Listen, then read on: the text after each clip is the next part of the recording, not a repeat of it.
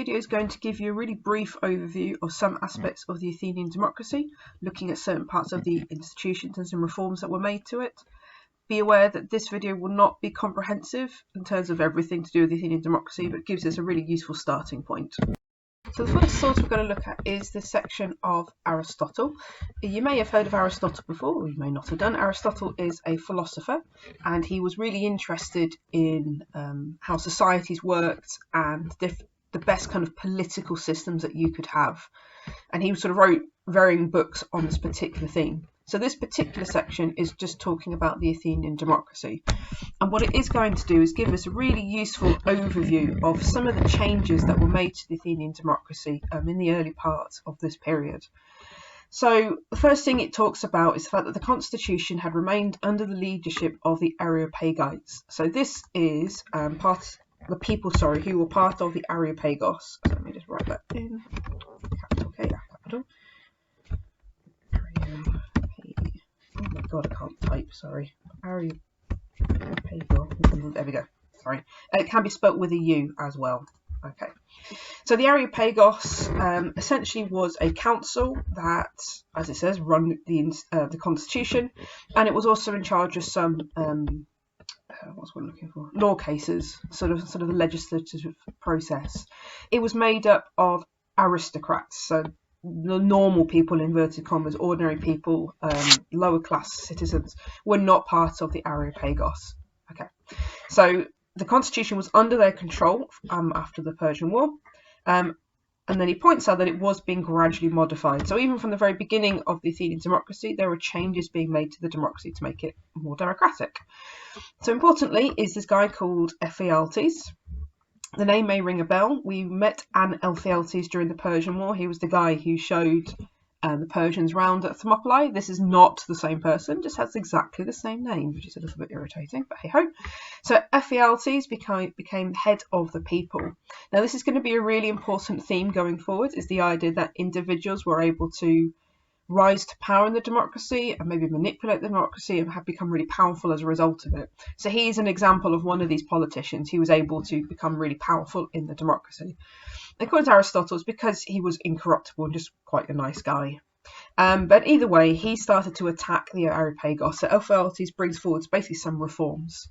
So he made away with many of the Areopagites by bringing legal proceedings against them about their acts of administration. So he starts attacking them through the law courts first. And then when Conon, who we don't think we've met Conon, actually thinking about it, when he was an archon, he then, this is Ephialtes, stripped the council of all its added powers, which made it the safeguard of the constitution. So he's literally taking away the power of the Areopagos, and he assigns them to three areas. So he assigns powers to the bull, or the council of 500, to the people, so that would be through the ecclesia, and also to the jury courts. So basically what we have here is an example of it becoming more democratic. So instead of the power being in the hands of these aristocrats, it's now being distributed across the democracy instead. And it points out that Themistocles, who is the same Themistocles we met in the Persian War, boat guy, so he had supported Ephialtes because he thought he was going to be arrested by the Areopagos for his actions during the war, I guess. So he what we do have here, is an element of individuals kind of teaming up to kind of maybe undermine the democracy a little bit, which is obviously not very democratic. This bit here basically goes on about the fact that what he does, to help Ephialtes, so he kind of passes some information.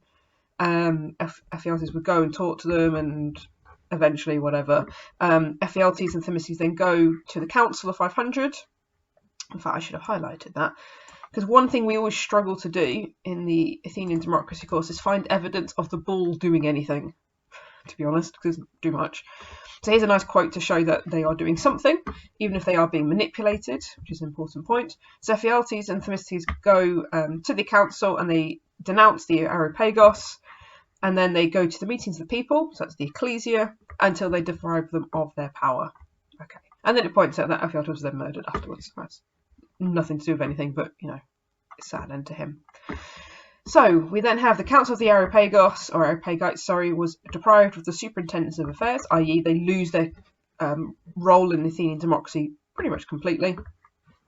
And then he starts to criticise elements of the democracy, Aristotle starts to criticise it, because he talks about an increased relaxation of the constitution. When we sort of evaluate Aristotle in lesson more specifically, we'll talk about why he's been quite critical of the Athenian democracy, and I'll explain it in lesson. So to the eagerness of those who were the leaders of the people. So again, we have this idea that there is a group of people, or individuals, who are trying to gain a lot of power through the democracy, like I said, by manipulating the democracy and ultimately manipulating the people. It's going to be a really important theme for us. So Aristotle is bringing this up as a criticism of the Athenian democracy, that there were individuals who wanted to be the leader of the people because it got them lots of power. And he points out that the better classes, so these are the more economically well-off, going up in the aristocracy, they don't have a leader.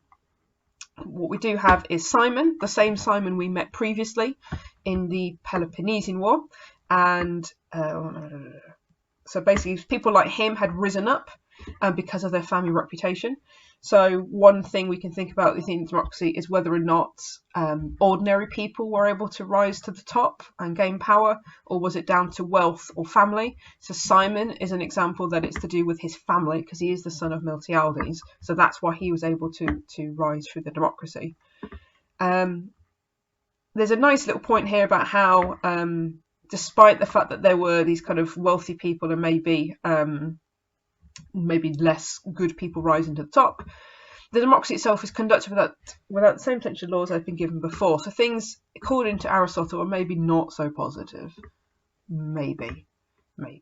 So maybe there's a little bit of corruption going through. We then have some other kind of reforms that are really not very exciting, and it's all to do with economic class. So they talk about here, they decide, I should have highlighted these, I didn't like them because it's really boring. So let me do that one. Sorry, I'm murmuring to myself. So they basically extend the Teamster classes, basically one of the economic classes, and to allow them to become archons. It's not very interesting, but it's a reform, and reforms are quite useful. And it also says, as a result of this, you get some more people rising through the ranks, which is what this is basically going on about. And then that's fine. We then have a little bit of an issue from a reform that Pericles passes. Again, same Pericles we've met previously. Owing to large number of citizens, an enactment was passed on the proposal of Pericles confining citizenship to persons of citizen birth on both sides. So this is Pericles' citizenship law, where basically he said that the mother and the father had to be from Athens and therefore be Athenian citizens for your sons and daughters, whatever, to be counted as citizens of Athens. And he did this made to make himself really popular, because there was lots of people who were qualifying for citizenship before him, and he wanted the Athenians to feel more special about themselves, so he restricted the number of people who could become Athenian citizens. So that's fine. As a result, then, we then have Pericles advancing to the leadership of the people. Really important quote. You'll use it loads when you're writing about Pericles, I can guarantee you. And he basically has his rivalry with Cimon. They don't like each other at all. So he was challenging basically what Cimon was doing as a general. Despite this, the constitution became still more democratic. So again, we have the idea that the people power was growing, because even more functions of the Areopagos are taken away. Notice it's spelled with a U here, doesn't matter if O or U, remember it's interchangeable. And what else does Pericles do? He also emboldens the multitude, basically gave the people more power, how dare he, and brought all of the government into their own hands. So according to Aristotle, Pericles was basically ensuring that the democracy was more democratic.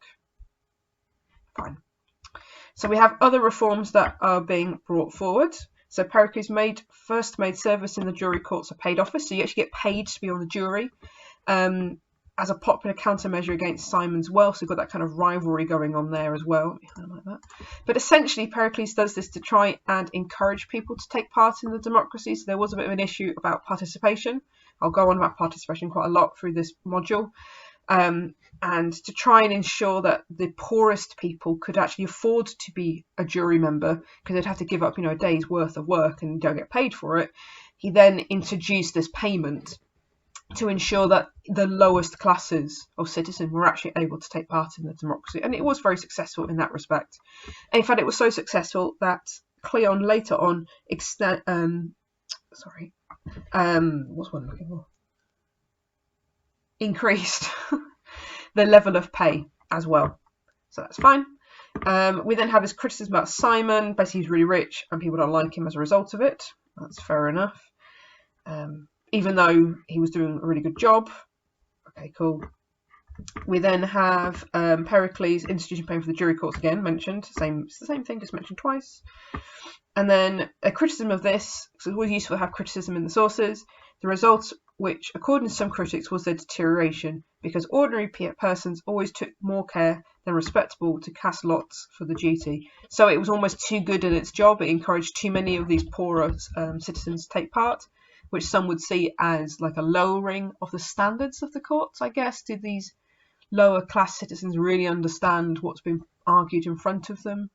Don't know. And it's also pointed out that perhaps there is some organised bribery of the juries in the Dicastery at this particular point as well. Xenophon's source is relatively easy to understand if you know what is going on. So the first thing you need to be aware of is it is not Xenophon speaking. It is instead an individual called Socrates. If you know a bit about Greek history, which you should do, but you know what I mean, you know the name Socrates. If you've never heard of him, do not worry. We will be studying Socrates later on in the year. So it's Socrates speaking, and he is talking to some of his students, as he was a teacher. And he's talking about the democracy and its workings. So the story behind the speech is his students were practicing rhetoric, so speaking in a persuasive manner, and they were really happy to do this with sort of rich people, but they were really uncomfortable and did not want to speak to a group of poor people. And this is where this particular part of the source is coming in. So Socrates says, "Are you shy of the fullers and the cobblers, the builders, the blacksmiths and the farmers, the traders and the people who engage in barter in the market and concentrate on buying cheap and selling it at a profit?"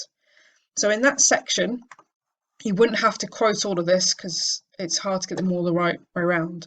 I always go for the first bit because it's the easiest. So are you shy of the fullers and the cobblers? So these guys are working class trades, starting at the bottom and working their way up. So fullers and cobblers are guys, for example, who mend shoes. And I'm going to correct this while we're here. And the builders, blacksmiths and farmers. So these are all going up slightly in social status, but they're still all really poor jobs. So he says, you are shy to speak to these poor people. And then he says, right at the end, for it is people like that who make up the assembly. So the point that Socrates is making is that the assembly, the ecclesia, is a cross-section of society. It's not just rich people. It's actually full of really poor people, the lowest classes. So you have to be aware that you have to speak to everybody. You can't just speak to the upper people. But it does show you a positive about the ecclesia in terms of it is fully democratic, as in it allows all of the different groups of citizens to attend the meeting. Keeping in mind that in Greek society, only men over the age of, I would say 18, I think it's 21, who are considered citizens. But it doesn't matter about your social class. So this is a positive. It's full of all these sort of bottom of the rung people, and they're really important because without them, there is no assembly. So then what we're also going to have a look at is an extract of a play by a playwright called Aristophanes.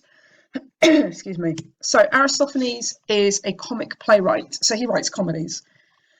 Excuse me, frog in my throat. Specifically, he writes satirical plays. So satire is a form of comedy that is based on truth, and it is exaggerated. And the point of a satire is to make comments about society. So if any of you, for example, have watched Mock the Week or watch Have I Got News for You on the BBC, those are both satirical comedy programs. So people who go on them, they're making jokes about society, but it's always based on truth, and they're doing it to make a point about the society or the government or politics or whatever it's going to be. A really good thing about Aristophanes is that he is contemporary, so he is witnessing the issues in the democracy, which is what this play is going to be talking about. He was very successful. He did win some play competitions. Sorry, my brain went dead for a second then. So this could show us that his plays are quite accurate, because he only win the plays at these competitions by people on the jury voting for them. So they have to be funny, but they also have to be like recognisable. So often his situations in the plays can be quite ridiculous, but again, it's based on reality of what was going on in Athens at this particular time.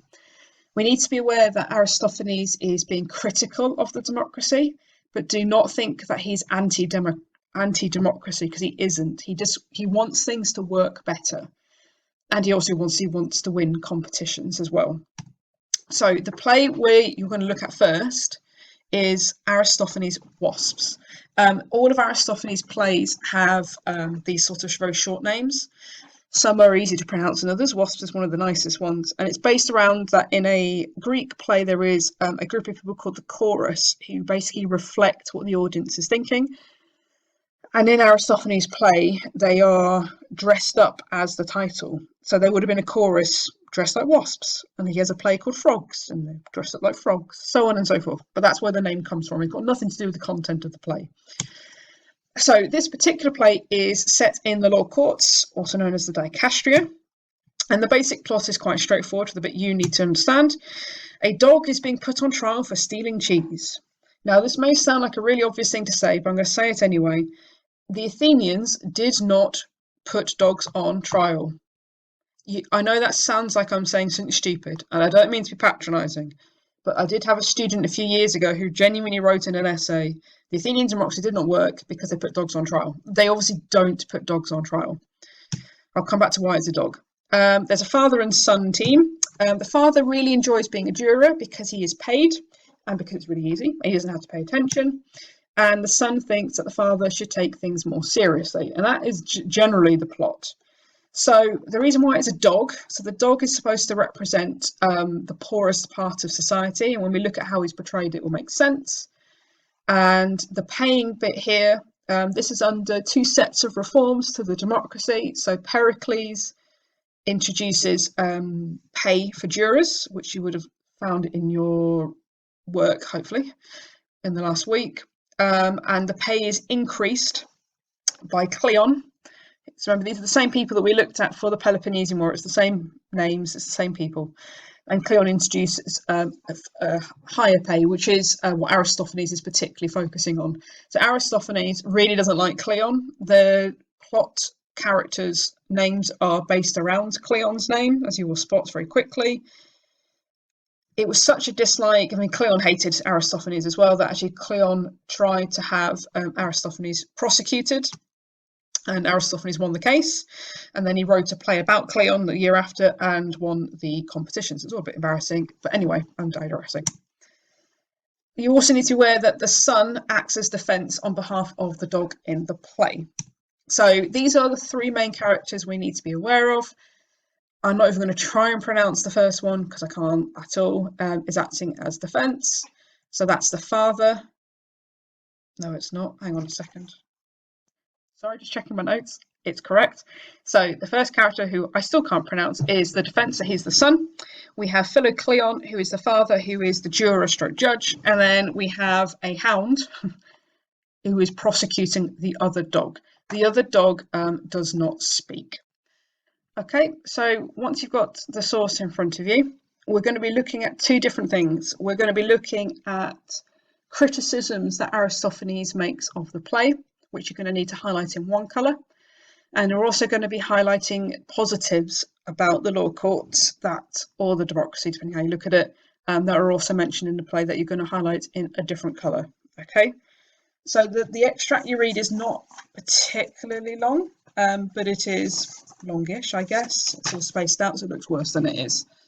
So if we look at the first line, so if any juror is outside, he should come in. We will not admit anyone while the speeches are in progress. So I think this bit here is really, really positive. So my positives are going to be in green. And this is because he's showing that the democracy is actually working.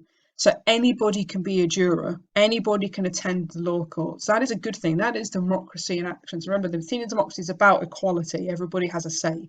So that's a really, really positive thing. So who is his defendant? How thoroughly he will be convicted. So remember, this is the father. So now we have an issue. Change colours. Oh, you're not going to be able to see that colour. I'll go for that one. So straight away, the father is prejudging this defendant. Remember, this guy he doesn't even know what the charge is. He knows nothing about it. He sees the guy and just goes, "Yep, he's guilty." Okay. So now here the indictment. The hound of this place indicts Labes of this place for the crime of having eaten up the Sicilian cheese all by himself. Proposed penalty, a figwood collar. So this is the crime. Here's the punishment. No, a dog's death if once he's found guilty. So already he's sort of finding him guilty and he's saying, no, kill him. Remember, this dog just steals some cheese. That's it. And he wants him put to death. So there is a massive issue. And then these bits in brackets are just sort of like description of what's going on. So here is the defendant Labes present. Oh, the villain he is. So again, he's prejudging the character. What a thievish creature he looks to, how he grins and thinks he'll deceive me. So anything from this line really shows that this guy is prejudging. The important point we need to be aware is that the dog is meant to represent the lower classes. So already this guy is at a disadvantage because he's simply poor. He hasn't said a word yet. Just by looking at him, because he looks like a poor person, he must be guilty. But where's the prosecutor, the dog from that place? Bow wow. He's present. This one's just another Labe. He's a good one for barking, looking for pots clean. There's all sorts of jokes that don't make a lot of sense. Silence, sit down. So what we do have is procedure being followed. So the law courts have some control. You stand and speak for the prosecution. The dog goes up. Oh, hang on, I'm going to change colour. Sorry, this is very exciting to watch.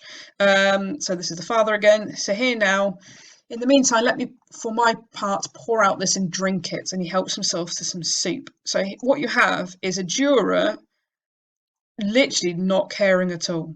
He is not interested. He is quite happily going to sit and have something to eat while this guy is going to be putting forward the evidence. So here's the prosecuting dog. So you have heard, members of the jury, the indictment I've entered against the defendant here. He's committed the most disgraceful of crimes against me, against the Yoho. He ran into the corner and insensialized a great amount of cheese and stuffed himself with it in the dark, i.e. the dog ate the cheese. And then he got the father by Zeus, but he plainly did.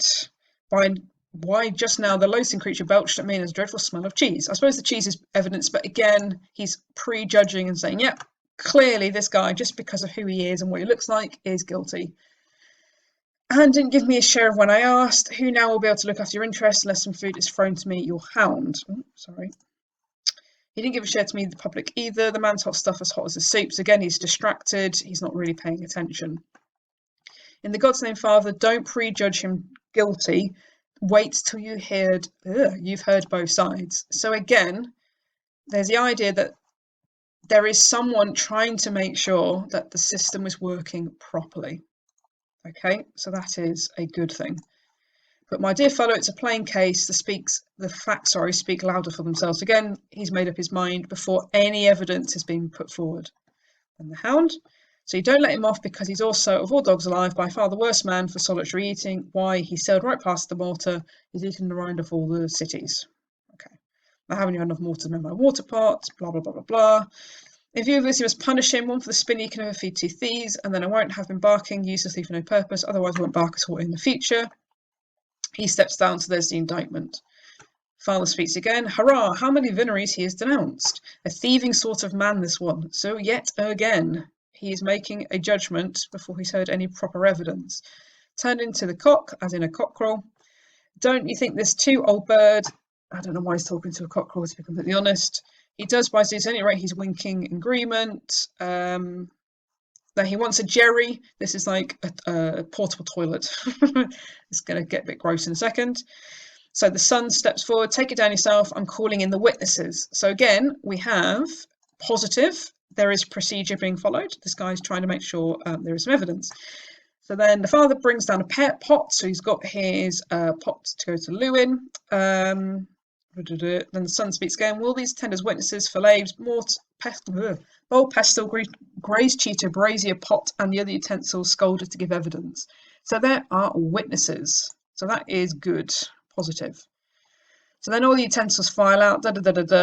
In the meantime, the father, as it so delightfully puts it, is going for a wee. There we go. So that's nice. So the father's not only eating a load of soup, he's also going to the loo in the middle of the trial and does not care. I'm not going to say some of these lines for obvious reasons. So then the son continues. Will you still not being harsh and ill-tempered and accuse people what's more? Must you keep them in a grip of your teeth? To the dog.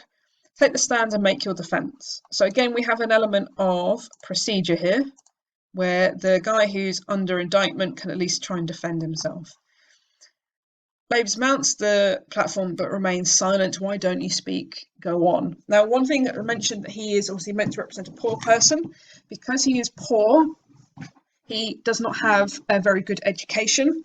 There is a strong possibility that he is going to be unable to give his own defence because he doesn't have the education to do so. So you could point that out, that this showing that, yes, okay, at the beginning of the play, any person can be a juror. This is wonderful, isn't it democratic? But actually, poor people are at a real disadvantage in the system because they don't have the education to defend themselves properly. And remember, you can't hire someone to defend you in the law courts. So then the son steps forward. So no, I think he's had the same thing happen to him once, happened to Thucydides when he was on trial. He suddenly got paralysed in the jaws, i.e. he's too scared. Move out the way, I'll do the defending. It's difficult, gentlemen, to reply on behalf of a slandered dog, but nonetheless I will speak. He is brave, he chases away the wolves.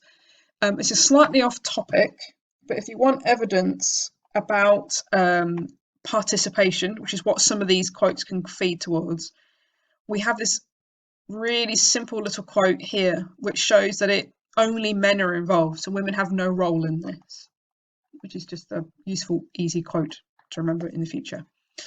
He's brave and chases away the wolves. No, he's a thief and conspirator he is. So again, the father is not listening to the evidence at all at this point. He's just decided not at all his finest dog of the day, capable of taking charge of a large sheep of flock. So what is use to that if he eats up all the cheese? Probably a fair point. What use? He fights for you, he keeps guard on the door. Quite generally, he's an excellent dog. If he did pinch the cheese, forgive him. He's never learned to play the liar. So again, it's the idea that he's not got the education. He doesn't know what he's doing. I could have wished he hadn't learnt to read or write either, then he wouldn't have submitted dishonest accounts to us. So again, there's that kind of there's that kind of prejudicial against the poor people, I guess, that how dare they be able to read and write. So, dear sir, please hear my witnesses. Come up here, cheese grater, and speak up. You were actually the treasurer, and answer clearly you didn't grate out what you received to the troops. It says it did. So there's some evidence in defence of the dog. The juror thinks he's lying. He's not really listening. My dear sir, take pity on those in distress. The slaves will eat meat scraps and fish bones. He never stays in one place for long. But the other, as in the guy who's doing the prosecuting, what a creature he is, he's a stay at home. He sits right here, and whatever anyone brings to the house, he demands a share of it and bites if he doesn't get one. So he's making a wider point about how the poor people don't, they're coping. He gets the basics, but the richer people are quite lazy, which is obviously not very good. And then the father starts to soften. What can this be if it's making me soft? So malady is overpowering me. I am being won over. So he is being guilt tripped here. That is not a positive thing. So the son again, come, I beg you, have mercy on him, father, don't destroy him. Where are his children? This is an important plot point. I'm going to highlight in a bad colour. Come up here, you poor things, implore and beseech and whimper and weep. So because poor people in the democracy and in the law courts could not easily defend themselves, what they often resorted to was emotional blackmail. So they would often bring up their children in order to quite literally stand with their parent being prosecuted and would cry. And that was to try and make the jurors feel sorry for him. So at this point, the dog, his puppies come up and start crying. And it works because the father, step down, step down, step down. He is crying. Okay, so he is being moved to tears as a result of it. So you've got this, it's not evidence here, this is just emotional manipulation. I will step down, and yet those words, step down, have deceived many men before now, but all the same I will step down. So the defence is kind of over. Damn it, what a harmful thing soup drinking is. I just burst into tears. In my opinion, the only reason was that I filled myself with lentil soup. So he's not getting off there, it's hard to be sure. So now he's going to use another trick to ensure the right outcome. So notice here, the son gives his father a pebble. Come now, father dear, turn to better ways. Take this pebble, shut your eyes, rush over to the second urn and let him off. So he's quite literally telling him to shut his eyes and just come with me with this pebble. So they voted in the law courts with pebbles into 2 different urns. So he's sort of saying, come over, shut your eyes, get to the urn, let this guy be acquitted. Father's like, no, never learned to play the liar either. I'm not sure the relevance of the liar, to be honest, but he said, no, don't care, I'm going to keep going, even as he's been moved to tears. So the son steps in. Here now, let me take you round this way, it's the quickest. So remember, this guy has his eyes shut, and his son is quite literally misleading him and takes him to the urn, which he thinks is going to be the first one. Son says it is, and then he goes. So he then acquits him by accident, and the son points this out. He's been tricked. He's let him off without meaning to. So again, this isn't based on evidence. This isn't the law courts working properly. We've had emotional manipulation, and now we actually have corruption. Standing over the urns, here, let me empty them. So what result have we got? I think it was shown presently. He lifts the urns, counts the votes, and the dog is acquitted. Not because he's necessarily innocent, just because the father's been tricked. Father, what's happened to you? My God, here's some water. Where's some water? Sorry. So like literally the father faints, splash a load of water, and he wakes up. So tell me, did he really get off? Yes, he did. That's really upset him. Then I'm finished. Collapses, fine. My father, don't worry about it. Get to your feet. Now, how am I going to bear this on my conscience, having a man on a charge and letting him go? So again, he's not repenting on the fact that he prejudged him. He was planning to have the guy found guilty no matter what, and he's been tricked, and now he's like, oh, what am I going to do? This guy was obviously just always was can't remember the right word, not acquitting people. You know what I'm trying to say, which obviously shows an issue in the law courts. What on earth is happening to me? The glorious gods forgive me, I didn't unintentionally. There we go. It was out of character. Don't be such a bad. Look after your well, father. Take me everywhere. To dinner, to parties, to shows. In the future, you lead a life of pleasure. You won't be deceived and made a fool of Hyperbolus, who was a person who's been prosecuted. Different. It's complicated to explain. I'll explain another day. Now let's go inside. End of the play. So you will notice there are a lot of, if I go back, a lot of criticisms here of the democracy. So we've got the idea that, yes, in terms of participation, which is basically, can people take part in democracy? Yes, there's evidence that people could, but actually in terms of the law courts, we've got some major issues. You've got prejudging of poverty, poor people even. You've got the use of manipulation through emotions, and you've also got corruption in terms of the court case not going the way that it should have done because the guy was tricked into finding him not guilty. So there's all sorts of things we can use this play for. And like I said, in terms of participation as well, the fact it mentions gentlemen and not women shows that women have no part in the democracy. So hopefully that play made sense. Sorry, my dramatic reading is not particularly dramatic. It's very hard to do it yourself when you're sat in a room on your own. But I'm sure you got the general gist of what was going on. Another important part of the Athenian democracy is the use of ostracism. So you probably have heard the term to ostracize someone, which is basically to ignore them. So ostracism, the word, comes from ostracism, which is a Greek word, which basically means to, was to exile a person when they were deemed to being a danger to the democracy. It's different from Roman exile. So Roman exile, you were kicked out for life unless you were recalled, and it was done through a law. For the Athenians, ostracism was a temporary measure, so you would be exiled for 10 years and you'd be able to keep all of your property and your land, etc. So you wouldn't be financially punished for this, you would just be told to leave for a bit and then you could come back after 10 years. So this source by Plutarch is obviously describing an event in Nicias's life, and again has a couple of people that we've met previously. And this is basically going to describe the use of ostracism, some of the positives for it, but also some of the negatives around the use of ostracism. So it's detailing that there was a feud between Nicias and Alcibiades. So we know they don't like each other. This is before the Sicilian expedition. And it became so intense that basically it was decided that they need to use ostracism. So nice quote to show what it does. The people used to institute from time to time when they wished to remove for 10 years by ballot any one man who was an object of suspicion, generally because of his great reputation. So in other words, he was too powerful, or because maybe they were really jealous of him. So we again, it's importance of wealth in the Athenian democracy. Okay, fine. So in terms of the two men, Alcibiades, people didn't like the way he lived and they didn't like his boldness. He was just a little bit out there.